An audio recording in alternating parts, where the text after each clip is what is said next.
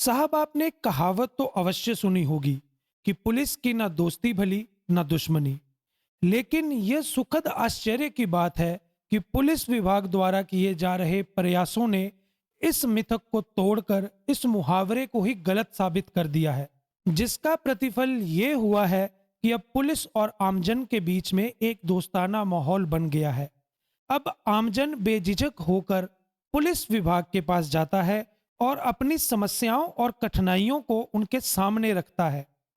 Police भी हर संभव प्रयास करके तत्परता से लोगों की समस्याओं अथवा कठिनाइयों का समाधान करने में भरपूर प्रयास करती है। साहब, आपने एक चीज अवश्य देखी होगी कि जब भी कहीं पर आपदा आती है, जैसे बाढ़, भूस्खलन, आगजनी, किसी भी वाहन इत्यादि की दुर्घटना या कोई भी कानून व्यवस्था बनाए रखने की परिस्थिति हो, ऐसे में सबसे पहले जो चीज हमें नजर आती है वो है खाकी। पुलिस विभाग के अधिकारी व कर्मचारी सबसे पहले लोगों को सहायता पहुंचाने के लिए घटनास्थल पर उपस्थित रहते हैं। ऐसी विकट परिस्थितियों में पुलिस विभाग ही है जो दिन रात अपने कर्तव्य का निर्वहन करता है ताकि आम जन चैन की नींद सो सके। साहब, आजकल के परिवेश में अगर अभिभावकों का सबसे बड़ी चिंता और डर का विषय देखा जाए तो वो है उनके बच्चे कहीं दुर्भाग्यपूर्ण नशे की आदत में न पड़ जाए। उड़ता पंजाब, जहां हजारों युवा नशे की अंधी खाई में गिरकर अपने प्राण गंवा चुके हैं। नशे की आदत में लिप्त होकर हजारों युवा जहां असमय रोगों का पुलिंदा बनकर कष्टमय जीवन बिताने को मजबूर हैं। इसी तर्ज पर कहीं हिमाचल प्रदेश के युवा भी नशे की आदत में लिप्त ना हो जाए, इसके लिए हिमाचल प्रदेश पुलिस विभाग अत्यंत सूझबूझ और दूरगामी सोच के साथ कार्य कर रही है। नशे के सौदागरों पर निरंतर शिकंजा कसकर न केवल उन्हें सलाखों के पीछे धकेला जा रहा है, अपितु नशे के अवैध व्यापार में लिप्त नशा माफिया पर निरंतर कड़ी नजर रखकर उन्हें इस अवैध कारोबार को समेटने के लिए भी मजबूर किया जा रहा है। वहीं नशे की आदत में शुमार युवाओं को नशे के सेवन से उनके शरीर, स्वास्थ्य, परिवार, गांव, जिला और प्रदेश व देश पर पड़ने वाले दुष्प्रभावों से अवगत करवाकर उन्हें इस आदत को छोड़ने के लिए प्रेरित किया जा रहा है। बेशक नशे का यह दाग पूरी तरह से धुला नहीं है, लेकिन साहब, नशा माफिया की व्यापक रूप से धरपकड़ और नशे की आदत को त्यागने के लिए प्रेरित करने वाली कर्मठ पुलिस अधिकारियों की फहरिस्त में एक विशेष नाम दर्ज है। वे है मयंक शर्मा। मयंक शर्मा वर्तमान में जिला चंबा में डीएसपी प्रोबेशन के पद को सुशोभित कर रहे हैं। यद्यपि जिला में इनका अल्प कार्यकाल है, लेकिन इनकी उपलब्धियों की फहरिस्त बहुत लंबी है। हम आज पॉडकास्ट के माध्यम से क्रमवार इनके जीवन दर्शन और इनकी कार्य पद्धति को अपने दर्शकों से रूबरू करवाने का प्रयास करेंगे। पुलिस विभाग और आम नागरिकों के मध्य कैसे और गहरा सामंजस्य स्थापित हो, किस तरह से स्वस्थ, स्वच्छ, सुंदर समाज का निर्माण हो, इन्हीं की जुबानी जानेंगे। मयंक शर्मा जी, स्वागत है आपका हमारे पॉडकास्ट में। Thank you. सर, हमारा आपके लिए सबसे पहला सवाल ये रहेगा कि सर, ये जो नशे की रोकथाम के लिए जो अभियान पुलिस के द्वारा चलाया जा रहा है, उसमें आपकी क्या भूमिका है? जिला चंबा में मैं इस वक्त एज प्रोफेशनल डीएसपी कार्यरत हूँ, जिसमें मुझे डिफरेंट डिफरेंट रोल्स में हम पुलिस डिपार्टमेंट ने मुझे काम सौंपा है। मेरा रोल एज ए एसएचओ भी मेरा रोल रहा है। उसमें डायरेक्टली जब मैं थाना में इन्वॉल्व था, पहले पुलिस थाना किहार में मैं रहा, उसके बाद मैं पुलिस थाना सदर चंबा में हूँ अभी, जी। और उसके बाद भी मेरा रोल जारी रहेगा। जिला चंबा पुलिस जो है वो नशे की रोकथाम के लिए कार्यरत है, तत्पर है, और उसमें मेरा मेन रोल ये है कि जो अवैध कारोबार जो चल रहा है, जो स्मगलिंग चल रही है, ड्रग से रिलेटेड स्मगलिंग हो गई, लिकर से, शराब से रिलेटेड स्मगलिंग जो हो गई, जी। उनको पकड़ना और उनको जड़ से उखाड़ना, ये मेरा मेन रोल है और ये मेरा मेन मोटिव है। क्योंकि इस वजह से जो नशे का कारोबार जो आज की डेट में पैर पसार चुका है, जी। इसकी वजह से हमारी युवा पीढ़ी जो है वो बुरी तरह प्रभावित हो रही है।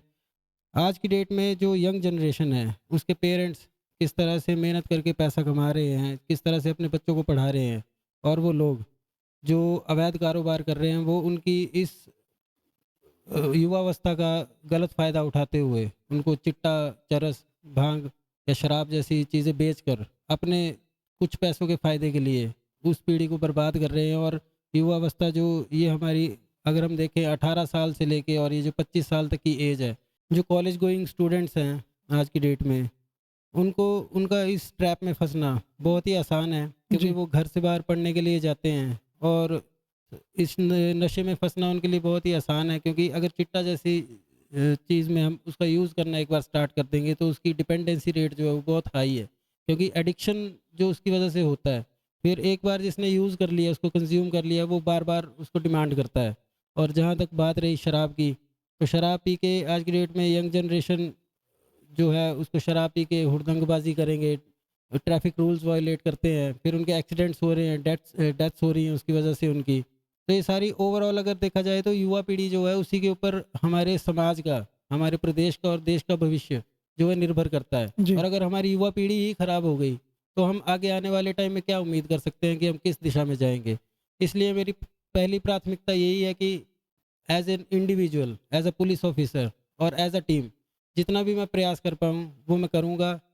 तन मन धन से मैं लोगों के लिए, मैं नॉर्मली देखा जाए तो हम जो एग्ज़ाम क्लियर करके हम लोग आ रहे हैं पोस्ट जॉब के लिए, तो हम जी, पब्लिक सर्वेंट हैं। हम पब्लिक सर्वेंट हैं और पब्लिक सर्वेंट का काम ही यही है कि लोगों की भलाई के लिए, लोगों के साथ चल के उनके फ़ायदे के लिए काम किया जाए। अब हम जिस तरह से काम कर रहे हैं वो कुछ लोगों के कुछ लोग जो असामाजिक तत्व हैं उनको तो बुरा तो लगता है कि हमारा जी, नुकसान कर रहे हैं, हमारा अच्छे से काम चला हुआ है, जी, तो ये नए पुलिस ऑफिसर आए हमें परेशान कर रहे हैं। बट उसका अगर वो 2-4% लोग होते हैं जो इस तरह के गलत काम करते हैं, बट उसका अगर ओवरऑल प्रभाव देखा जाए तो हमारे समाज पे बहुत बुरा है। बहुत बुरा है। हमारी जी, जनरेशन की जनरेशन जो है वो ख़राब हो जाएंगी इस तरह से। और कहाँ हम उम्मीद करते हैं कि माँ बाप जो सोचते हैं कि हमारे बच्चे आगे बढ़ेंगे और अच्छा करेंगे, और कहाँ वो ड्रग एडिक्शन में फंसते हैं, नशे में, कईयों की तो डेथ हो जाती है। तो जी, उनके उनके पेरेंट्स से पूछा जाए कि उनके मन दिल के ऊपर क्या बीतती होगी उस टाइम। उस तरह से जी, हम सोचें, कल को हमारे भी बच्चे हैं, कल को वो भी इस चीज़ का शिकार हो सकते हैं। ऐसा नहीं है कि हम पुलिस में हैं तो हम कोई समाज से अछूते हैं, हम भी समाज का ही अंग है। और हमें भी उसी चीज़ से, चाहे कोई ऑफिसर होगा, चाहे कोई नॉर्मल इंसान होगा, कोई भी होगा, हम सब इसी इसी की गिरफ्त में आ रहे हैं धीरे धीरे। और ये बहुत ही चिंता का विषय है। और इसमें पुलिस को, लॉ इन्फोर्समेंट एजेंसीज जो हैं उनको और समाज को साथ में मिल के चलना है, और तभी हम इस चीज़ को अचीव कर सकते हैं। जी। सर यहाँ पे जैसे आपने बताया कि जैसे लॉ एनफोर्समेंट एजेंसीज़ को जो है वो साथ में मिलके काम करना होगा। जी। तो मेरा अगला सवाल आपसे यही है जैसे कि ये जो नशे की रोकथाम के लिए जो है different different law enforcement agencies जो हैं वो काम करती हैं। तो मतलब ये आपस में कैसे तालमेल बनता है सर इनका? देखिए, ये जो लॉ एनफोर्समेंट एजेंसीज है, जी, खासकर ड्रग्स और इलीगल जो स्मगलिंग हो रही है, जी, जी, ये इंफॉर्मेशन कलेक्ट करती हैं जी, और ये इंफॉर्मेशन टॉप लेवल पे शेयर की जाती है। ओके, फिर वो कंसर्निंग जो यूनिट्स और जो स्टाफ वहाँ का होगा, जी, वो भी सीक्रेटली उनको, मतलब उनको कम्युनिकेट किया जाता है और उसके ऊपर कम्युनिकेट काम किया जाता है। जी, और वो जॉइंट एफर्ट की वजह से उसके ऊपर हम काम करते हैं, जिसकी वजह से हमें सफलता भी मिलती है। क्योंकि चिट्टा जैसी, अगर सबसे जो कंसर्निंग चीज़ है आज की डेट में जी, हिमाचल के लिए भी, तो चिट्टा जैसी जो चीज़ है उसको ट्रैक एंड ट्रेस करना बहुत ही मुश्किल है। जी, क्योंकि वो छोटी सी पुड़िया में भी अगर आप लेके जा रहे हैं उसको, तो किसी आम आदमी के ऊपर आप शक करना और उसको पकड़ना वो बहुत ही चैलेंजिंग टास्क है। वो तो कोई नॉर्मली बस में भी लेके आ जाएगा या किसी भी तरह से, क्योंकि ये लोग जो हैं जो इस काम को करते हैं ये बहुत ही शातिर तरीके से शातिर होते हैं और बहुत ही चालाकी से इस काम को अंजाम देते हैं। क्योंकि थोड़ी सी क्वांटिटी भी अगर हमें आ गई या हमारे एरिया में पहुंच गई, तो वो पता नहीं कितने लोगों को सेल करेंगे आगे और कितने लोग उससे ख़राब होते हैं। सही बात है। अब सर जैसा आपने बताया कि ऐसे लोगों को डिटेक्ट करना बहुत मुश्किल होता है। हम अक्सर अखबार में खबर पढ़ते हैं कि पुलिस को किसी व्यक्ति पर शक हुआ और शक के बिना पे उसकी तलाशी ली गई और उसके पास से काउंटरबैंड्स मिले। तो मतलब वो कैसे होता है? शक कैसे होता ये एक बिल्कुल सीक्रेट मैटर है, इसको मैं पब्लिकली नहीं डिस्क्लोज़ है? कर ओके, सकता, okay, sure sir, because no इसके लिए प्रॉब्लम। बहुत मेहनत लगती है। तो इसको अगर डिस्क्लोज़ किया जाए कि हम लोग, जी, हमारा मोडस ऑपरेंडी क्या है, तो फिर जी, वो सीक्रेट रहेगा कैसे, और फिर जो हमें सफलता मिल भी रही है, जी। वो भी मिलना मुश्किल हो जाएगी। नहीं, आप सही कह रहे हैं सर। सर पुलिस विभाग में तो आप बहुत अच्छा काम कर रहे हैं। ये हमारे सोर्सेज़ से हमें पता चला है कि आप बहुत स्ट्रिक्टनेस से जो है आप नशे को जो है रोकथाम में आप लगे हुए हैं। हमारे सोर्सेज़ से हमें ये भी पता चला है कि आपने पुलिस विभाग के अलावा अन्य विभागों में भी काम किया है सर। सर थोड़ा सा हमें बताएंगे सर किन किन विभागों में आप काम कर चुके हैं? जी, पुलिस में आने से पहले मैं एक्चुअली बैकग्राउंड मेरा इंजीनियरिंग का है। मैंने इंजीनियरिंग की है electronics and communication okay. Stream में। जी। तो मैंने 12 से 13 साल मैं जॉब कर चुका हूँ टेलीकॉम डिपार्टमेंट में एज़ असिस्टेंट मैनेजर। मैंने वहाँ से जॉब छोड़ी थी। तो रिलायंस कम्युनिकेशंस में मैंने जॉब की है। वोडाफ़ोन में बहुत लंबे टाइम तक मैंने काम किया है। उसके जी। बाद टाटा कम्युनिकेशंस में भी काम कर चुका हूँ। ओके। फिर कुछ मुझे ऐसा फ़ील हुआ कि प्राइवेट सेक्टर में जो मैं एफ़र्ट्स दे रहा हूँ, वही एफ़र्ट्स अगर मैं कहीं गवर्नमेंट सेक्टर में दूँ, तो अपने समाज के लिए और अपने प्रदेश के लिए मैं और अच्छा काम कर सकता हूँ। तो मैंने डिसीज़न लिया, था तो टफ़ क्योंकि प्राइवेट जॉब के साथ अगर पब्लिक सेक्टर की तैयारी करनी है आपको गवर्नमेंट एग्ज़ाम्स की, और वो भी काफ़ी टाइम के बाद अगर स्टार्ट करनी है, तो बहुत ही डिफ़िकल्ट काम है वो। मैंने डिसीज़न लिया, भगवान ने मेरा साथ दिया, मेहनत की मैंने। उसके बाद मुझे पहली सफलता 2019 में मिली जब मेरा as food and civil supplies inspector मेरा सिलेक्शन हुआ था। उसके बाद उसके सवा साल के बाद मैं एक्साइज़ एंड टैक्सेशन इंस्पेक्टर भी मैं मेरा सिलेक्शन हुआ था, वो मैंने काम किया वहाँ पे भी उस डिपार्टमेंट में। और पैरेलली एचपी एडमिनिस्ट्रेटिव सर्विसेज़ का एग्ज़ाम मैं देता आ रहा था, तो वहाँ पे मैं 4 बार तो मैं इंटरव्यू में आउट हो चुका था। तो फिर भी मैंने छोड़ा नहीं उस चीज़ को, और 5वीं बार में मुझे सफलता मिली और मुझे डीएसपी का रैंक 2022 में मिला। तो उसके बाद मेरी ट्रेनिंग चली, और उसके बाद अब प्रोबेशन पीरियड चल रहा है, तो मैं आपके बीच में हूँ अभी। क्या बात है सर। सर तो अभी आपने बोला कि ट्रेनिंग चली, सो मतलब हमारे यहाँ पे कई ऐसे लोग होंगे जो एस्पिरेंट्स हैं, जो एचएएस की तैयारी कर रहे हैं। सर थोड़ा-सा अगर आप बताते कि सर किस तरीके से तैयारी की जा सकती है जिसके साथ सक्सेस जो है वो आसान मिल जाएगी? ऐसे एग्ज़ाम्स के लिए, इन एग्ज़ाम्स में सक्सेस पाने के लिए सबसे बड़ी चीज़ है कि डिसिप्लिन और डेडिकेशन। आपको डिस्ट्रैक्ट नहीं होना है किसी भी चीज़ से। हार्ड वर्क और आपको एफर्ट्स तो डालने ही पड़ेंगे। आप सोचेंगे कि कोई शॉर्टकट है, तो शॉर्टकट कोई नहीं है। जी। आपको ऐसा भी हो सकता है साल, डेढ़ साल आप प्रिपरेशन कर रहे हो लगातार, उसके बाद आपको सक्सेस नहीं मिल रही है, आप लास्ट राउंड में आप बाहर हो जाते हो, कईयों का प्री नहीं क्लियर हो रहा है, कईयों का मेंस नहीं क्लियर हो रहा है। तो वहाँ पे डीमोरलाइज़ होने के बजाय अगर हम खुद के ऊपर फोकस करें और अपने एफर्ट्स को बढ़ाते जाएँ, डेडिकेशन के साथ अगर हम काम करेंगे, तो एक ना एक दिन सफलता ज़रूर मिलेगी। आज की डेट में तो टेक्नोलॉजी इतनी एडवांस हो चुकी है कि फ़ोन के माध्यम से आप अपडेटेड रह सकते हैं और अपनी जो प्रिपरेशन है उसको एक नेक्स्ट लेवल तक ले जा सकते हैं। ऐसे-ऐसे भी लोग हैं जिन्होंने जो बिल्कुल डिफ़िकल्ट बैकग्राउंड से आए हैं, और उन्होंने एचपी एडमिनिस्ट्रेटिव सर्विसेज़ लेने या यूपीएससी का एग्ज़ाम क्लियर करके वो अपने पेरेंट्स का और अपने एरिया का नाम उन्होंने रोशन किया है। तो वो यही है, और उसमें एक चीज़ और है कि नशे से दूर रहेंगे तभी हम सही दिशा में चल पाएँगे। चल क्योंकि पाएँगे, नशा जी। कुछ टाइम के लिए तो हमें अच्छा लगता है, वो बहुत अच्छा लगेगा कि ऐसा नशे की गिरफ्त में जो आएगा उसको स्टार्टिंग में तो अच्छा लगता है, बट बाद में जब वो एडिक्ट हो जाता है उस चीज़ का, तो जी। वही उस ज़िंदगी उसकी नरक बन जाती है। तो मेरा एस्पिरेंट्स के लिए यही मैसेज है कि अपने पे बिलीफ रखें, सेल्फ बिलीफ होना ज़रूरी है, डिसिप्लिन ज़रूरी है, और हार्ड वर्क ज़रूरी है। और ये जब सारी चीज़ें साथ में होंगी, तो लक भी साथ देगा आपका। जी sir, very good sir. Sir जैसे कि नशे की रोकथाम के लिए आप प्रयासरत हैं सर, काफ़ी हद तक आपने जो है इसके ऊपर शिकंजा भी कस लिया है। एक और नशा है सर जिसे डिजिटल ड्रग बोलते हैं, मोबाइल एडिक्शन या टेक्नोलॉजी के एडिक्शन। अब घर-घर में ये नशा किया जाता है। बच्चे, बूढ़े, माँ-बाप सब लोग जो हैं फ़ोन चलाते हैं और इसी का फ़ायदा जो है साइबर क्रिमिनल उठाते हैं और उन लोगों को अपना शिकार बनाते हैं। आपने देखा होगा कि कई जो केसेज़ होते हैं आजकल, जो मैक्सिमम केसेज़ जो हैं वो साइबर क्राइम के भी आ रहे हैं। जैसे कि हमारे हिमाचल में सबसे बड़ा क्रिप्टो करेंसी का स्कैम हुआ था, लोगों को ठगा गया, तो वो टेक्नोलॉजी से रिलेटेड स्कैम था। तो ये जो डिजिटल नशे से कैसे सर लोग बचें इस चीज़ से? देखिए, सबसे पहले तो मैं ये कहना चाहूँगा कि जो बिल्कुल एडोलेसेंस एज में बच्चे हैं जो आज की डेट में, वो पेरेंट्स की रिस्पॉन्सिबिलिटी है कि उनको फ़ोन से दूर रखें। उनको कम से कम सोशल मीडिया और ये सारी चीज़ें यूज़ करने से उनको रोकें। जी, क्योंकि वो जो उनकी एज है, वो उनका करियर बनाने की है, ना कि इन चीज़ों को यूज़ करने के लिए और इन चीज़ों की वजह से अपनी लाइफ ख़राब करें आगे वो चल के। तो ऐसा, और वो पढ़ाई से दूर होते हैं और फ़ोन के साथ लगे रहते हैं। इससे उनकी आँखों के ऊपर भी बुरा प्रभाव पड़ता है। जो छोटे बच्चे भी आपने देखा होगा आज की डेट में फ़ोन ही यूज़ करते रहते हैं वो। उसके जी, बिना वो मानते नहीं, तो रोते हैं फिर। वो जी, पेरेंट्स की ज़िम्मेवारी है, सोशल मीडिया को मॉनिटर करें वो, और बच्चों को कम से कम फ़ोन दें। क्योंकि जब हमारे टाइम की बात थी तब तो फ़ोन होते नहीं थे, तो ऐसा कुछ नहीं है कि वो आज की डेट में कंपल्शन है कि बच्चे के हाथ में फ़ोन होना ही चाहिए। वो तो सोनली मतलब पेरेंट्स की हाँ रिस्पॉन्सिबिलिटी जी। है। जी। और जो ये डिजिटल मीडिया या सोशल मीडिया यूज़ करके जो आप कह रहे हैं कि साइबर क्राइम बहुत बढ़ रहा है, जी। तो इसके पीछे 2 ही रीज़न्स हैं। एक तो लोग जो इस तरह के फ्रॉड और फेक मैसेजेस और कॉल्स आती हैं, बहुत सारी कॉल्स आती हैं, तो लोग उन चीज़ों से उन बातों के जाल में फँस के छोटी सी चीज़ के लिए वो लालच में आके अपना काफ़ी बड़ा अमाउंट भी गँवाया है लोगों ने। ये भी चीज़ें आए दिन हमें देखने को मिल रही हैं। और दूसरा इसका सबसे बड़ा रीज़न है कि लैक ऑफ अवेयरनेस। लोगों को इन चीज़ों का पता ही नहीं है जी। कि ऐसा भी हो रहा है। जबकि आए दिन आप देखें कि मीडिया में ये न्यूज़ होती है कि मतलब ऐसा किसी के साथ केस हुआ है, किसी के इतने लाख रुपए ठगे गए, किसी के ऐसे, और वो पैसे लेके आना, जो अमाउंट उनका जाता है मेहनत की कमाई का, वो वापस लेके आना बहुत मुश्किल होता है। हालाँकि पुलिस उसमें अपना पूरा प्रयास करती है। बट ये तो लोगों से मेरी अपील रहेगी, आम आदमी से, कि वो इन चीज़ों को सोच समझ कर करें। कोई किसी तरह इस तरह के कई मैसेजेस आज की डेट में फ्लैश भी किए जाते हैं कि अवेयर रहें।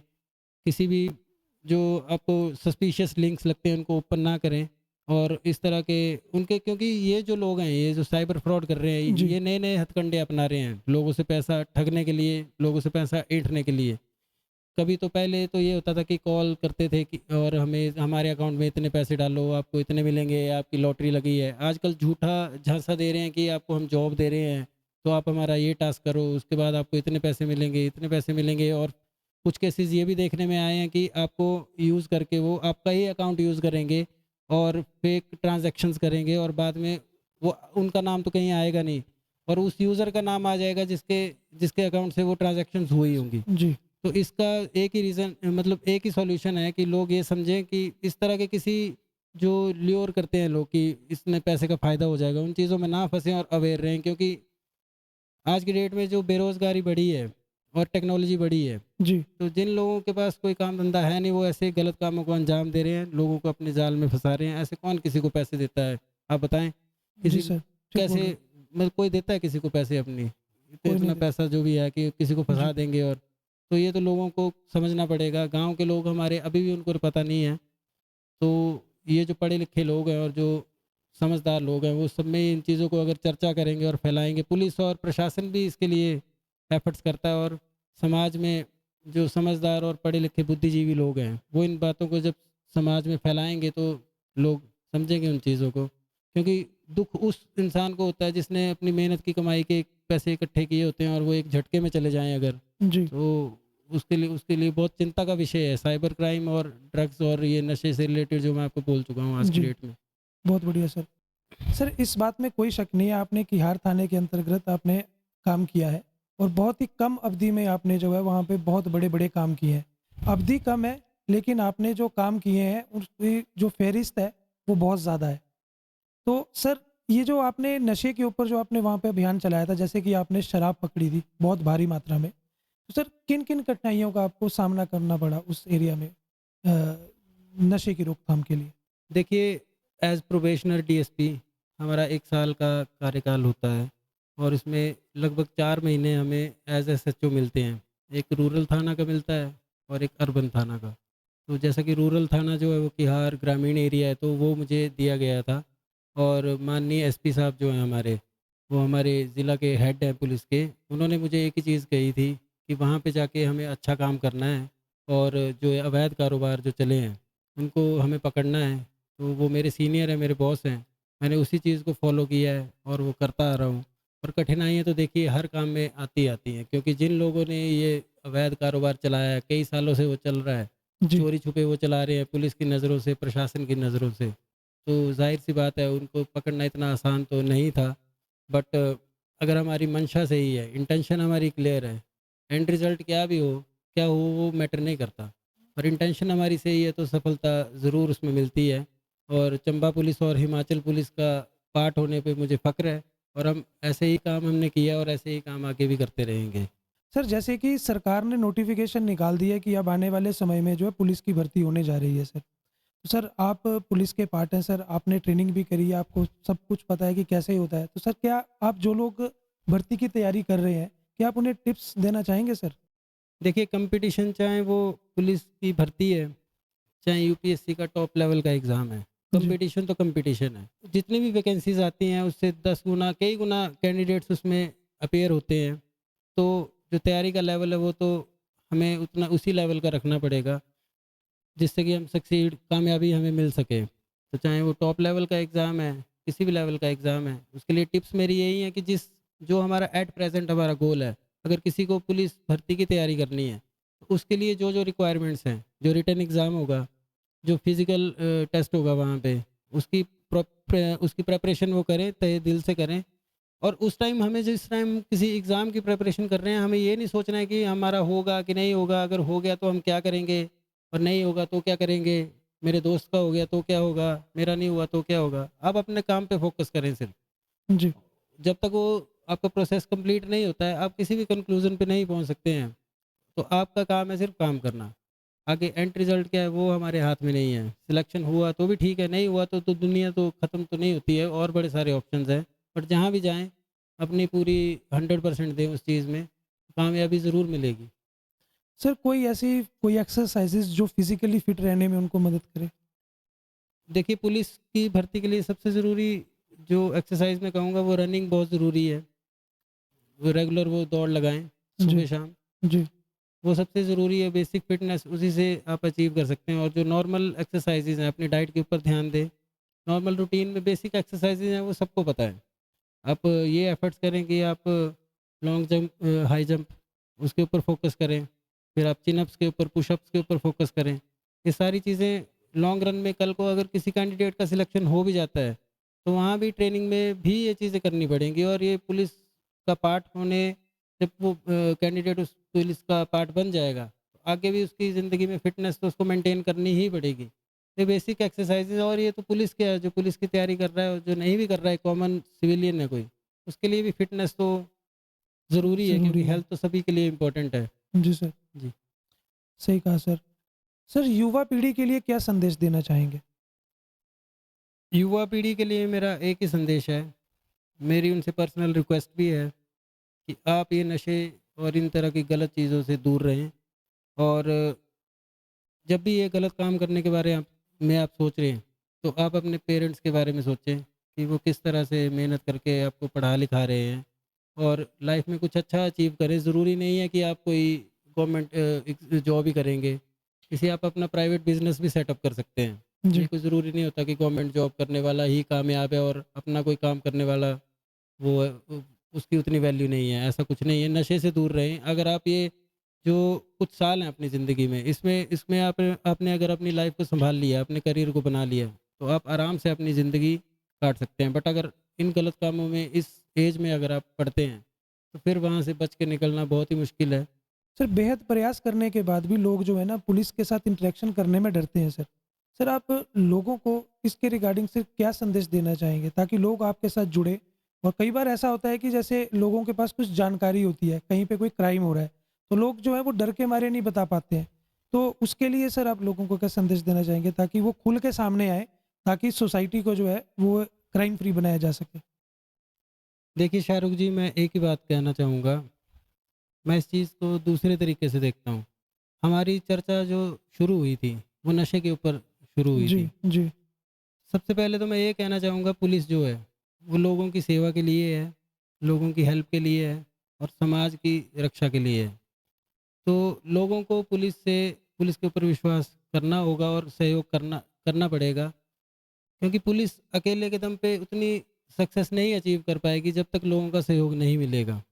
अब नशे को आप देखिए, नशे की वजह से उसके वो जो इंडिविजुअल जो नशा कर रहा है उसकी तो लाइफ ख़राब हो ही रही है। उसकी वजह से क्राइम कितने बढ़ते हैं, डोमेस्टिक वायलेंस के केसेस होते हैं, एक्सीडेंट्स होते हैं। आए दिन आप सुनते हो कि यहाँ पे एक्सीडेंट्स हो रहे हैं, इतने की डेथ हो गई, उसने शराब पी हुई थी, उसने नशा किया हुआ था, रेप्स होते हैं, चोरियाँ होती हैं। वो समाज के ऊपर ही तो उसका प्रभाव पड़ रहा है। अल्टीमेटली सफ़र कौन कर रहा है? लोग ही सफ़र कर रहे हैं ना उस चीज़ के लिए। और दूसरी चीज़ आप देखिए, जो अवैध कारोबार कर रहे हैं, ये नशे के अवैध जी, कारोबार कर रहे हैं, जी, ये अल्टीमेटली लोगों का ही नुकसान है। आम लोगों का ही नुकसान है इसमें। क्यों? क्योंकि वो जो अवैध कारोबार कर रहे हैं, वो सरकार के लिए कोई भी प्रोडक्टिव नहीं है, वो इनकम नहीं दे रहे सरकार को कोई भी। जी, ना ना तो टैक्स दे रहे हैं, वो अपने मुनाफे के लिए काम कर रहे हैं। और उन्हीं अपने इर्द-गिर्द जो भी गाँव के लोग हैं या आम आदमी हैं, उनके परिवारों को बर्बाद करने में उनका सबसे बड़ा हाथ है। जी। तो मैं यही अपील करूँगा, मेरी रिक्वेस्ट है लोगों से, आम जनता से, कि पुलिस के सहयोग के लिए आगे बढ़ के आएँ। पुलिस से डरने की ज़रूरत नहीं है। अगर आप ट्रस्ट करके पुलिस को कोई सूचना देते हैं, तो आपका नाम गुप्त रखा जाएगा। काइंडली हमारी हेल्प करें, और ये देश, ये प्रदेश और ये समाज हम सबका है। हमें आगे बढ़ के काम करना है। साथ मिल के काम करेंगे तो बहुत ही अच्छे नतीजे हमें देखने को मिलेंगे, और हमारा समाज अच्छी दिशा में आगे बढ़ेगा। हमारी जो यंग जनरेशन है, जो इस देश और प्रदेश का भविष्य है, वो आगे चल के कामयाबी को हासिल करेगी। इतना ही मैं कहना चाहूँगा। जी सर, बहुत अच्छा मैसेज आपने दिया है। सर, इस पॉडकास्ट के अंदर हमें बहुत कुछ सीखने को मिला सर, और बहुत सारी जो भ्रांतियाँ जो पुलिस के अगेंस्ट जो लोगों के मन में फैली हुई थी सर, वो भी क्लियर हुई हैं। इस पॉडकास्ट में सर हमसे जुड़ने के लिए आपका धन्यवाद। Thank you Shahrukh ji. Thank you sir. Thank you very much. Thank you.